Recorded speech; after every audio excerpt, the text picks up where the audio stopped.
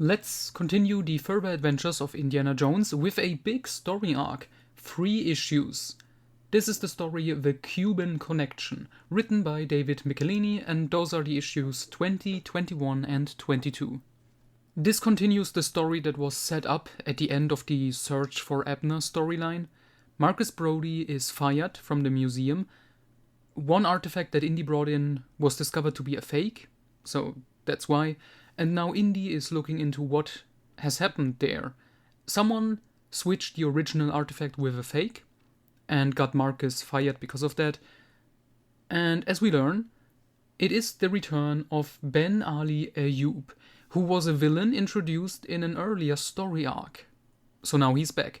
I'm glad that Michelinie is bringing back those characters that were set up to still be around.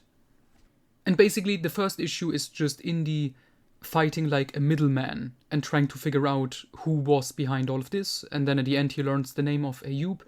In the second issue, Indy is going against another henchman of Ayoub and his own plans, which are kind of contradictory to the Indy canon, like the rest of it, because that henchman in issue 21 is looking for the Philosopher's Stone, which can turn everything into gold, and his hand is turned into massive gold already. This doesn't work with the novel Indiana Jones and the Philosopher's Stone, unless we go with the idea there are multiple stones, which I think is confirmed in some other comic where there are multiple stones. So yeah, this is a little bit funky, but it can work.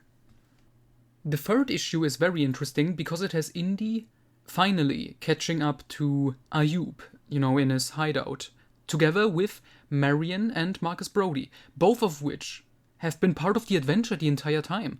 And Marion, she has been on a lot of adventures with Indy in this comic series, but Marcus Brody coming along and being like an active part in the adventure the entire time, that's fun. That's something different, and I really enjoyed it.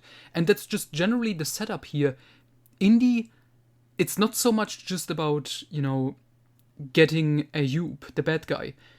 Indy really just wants to help his friend Brody and get his job back. I like that. So in the third issue, an interesting part, Indy gets almost killed by a Nazi assassin who was sent by Hitler personally because Hitler knows about Indy and he's annoyed with Indy constantly ruining all his plans to get mystical artifacts. But Indy saves the life of the Nazi assassin. Degen is his name. So Degen decides to join Indy, Marion, and Brody on the adventure. And he has a nice little character arc. So yeah, all in all, this was a very satisfactory story. It's good that it was 3 issues, it felt big and epic, I really liked it, and I would highly recommend reading it. And now the next issue is interesting because we switch authors. David Michelinie is gone for now, and yeah, we will see if, the new authors can hold the quality up.